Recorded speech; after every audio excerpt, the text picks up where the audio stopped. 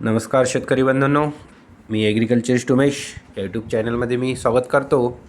आज आपण जो हळदीचा प्लॉट बघत आहे तो अतिशय छान प्रकारचा प्लॉट दिसत आहे। यामध्ये साधारणतः 5 फुटाची सरीवर हळद लागवड केलेली आहे।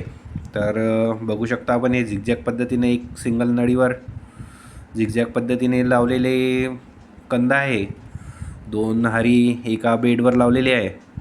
यामध्ये आपण बघू शकत आहे जे कंद जे आहे ते पूर्णपणे जमिनीमध्ये दाबलेले आहे, म्हणजे जेणेकरून कोणतेही कंद हा उघडा पडू नये। जर तो कंद उघडा पडला तर त्यावर कंदमाशीचा प्रादुर्भाव होऊ शकतो, त्यामध्ये म्हणून तो कंद वगैरे बाद होऊ शकते, मुडकूज वगैरे होऊ शकते। त्याच्यामुळे त्याच्यावर माती वगैरे चढवणं हे खूप महत्त्वाचं आहे।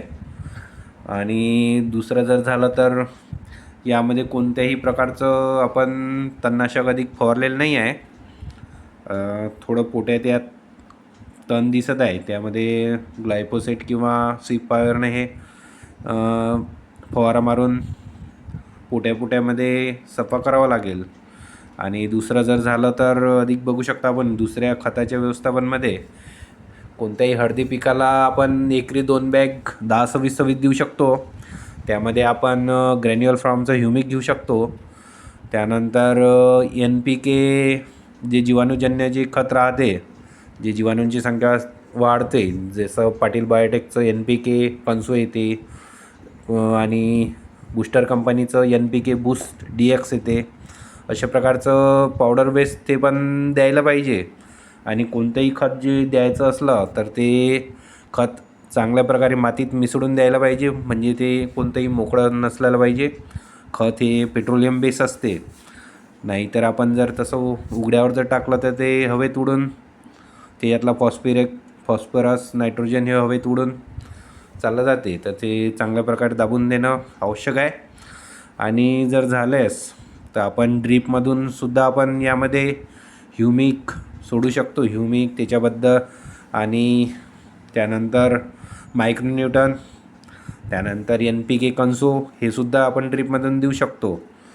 त्याच्यामुळं जीवाणूंची संख्या वाढली तर ते पूर्ण आपलं खात्याचं जे हे आहे, जी जमिनीत खात राहते ते कोणतेही पीक चांगल्या प्रकारे उचल करते, म्हणजे खताची जे मात्रा आहे ते आपण थोडी कमी करू शकतो। तर प्रत्येक शेतकऱ्यांनी जे जीवाणूजन्य जे खत आहे ते द्यायला पाहिजे। असा हळदीचा प्लॉट आहे। साधारणतः हा प्लॉट 10-12 जून रोजी लागवड केलेला प्लॉट आहे। साधारणतः 80 दिवस झालेले असेल या प्लॉटला, तरी बऱ्यापैकी आहे। इकडे पाऊस वगैरे नाही आहे, त्याच्यामुळं भरपूर कंद इकडे निघालेले नाही आहे, कारण एक सिंगल नळीच यामध्ये टाकलेली दिसत आहे। तर एका सिंगल नळीमुळे ड्रीपमुळे एवढा बेड ओला होत नाही, त्याच्यामुळे थोडं पाणी कमी पडत आहे याला। तर बघू शकता आपण खूप दिवसानंतर पाऊस वगैरे नाही झालेला आहे, तर त्याच्यामुळं पूर्णपणे जमीन ही कोरडी झालेली आहे। यामध्ये आता बुरशीजन्य फवारे चालू आहे, जेणेकरून करपा वगैरे त्याचं नियंत्रण होईल। तर तुम्हाला हा प्लॉट कसा वाटला नक्की सांगा।